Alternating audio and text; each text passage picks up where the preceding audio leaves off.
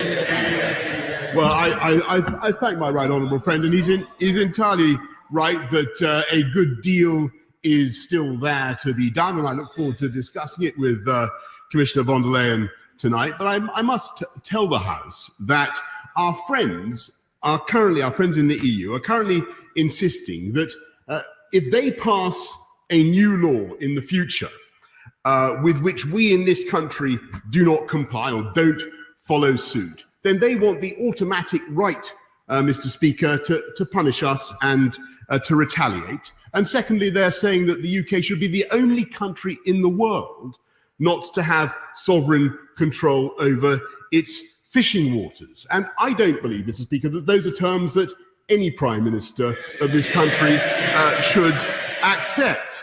But I must tell the House and reassure my right honourable friend that whether the terms on which we deliver our new trading arrangements, whether the new arrangements resemble those of Australia's with the EU or whether they're like those of Canada with the EU, I have absolutely no doubt that from January the 1st, this country is going to prosper mightily, Mr. Speaker. Let us go over to the Leader of the Opposition, the Right Honourable Keir Starmer. Thank you, Mr. Speaker. And can I join with the Prime Minister in his comments about the vaccine rollout? It was fantastic to see the first person, Margaret Keenan, receive the vaccine yesterday. It's a huge national effort, and I want to thank everybody who's been involved with it. Mr. Speaker, can I also thank you and the House authorities for enabling me to participate today, notwithstanding the fact that I'm self-isolating. Mr. Speaker, a year ago, the Prime Minister stood on the steps of Downing Street and promised the country, these were his words, a permanent break from talking about Brexit. Can the Prime Minister tell us, how's that going? I'm delighted to welcome the right honourable gentleman from his vantage point of exile in Islington, and wish him all his spiritual home, and wish him all the best in his self-isolation. But I can tell him that his own silence on this matter has been sphinx-like. I think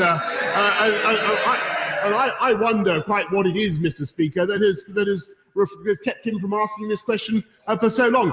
We delivered Brexit, Mr. Speaker, on January the 31st, in case he failed to notice.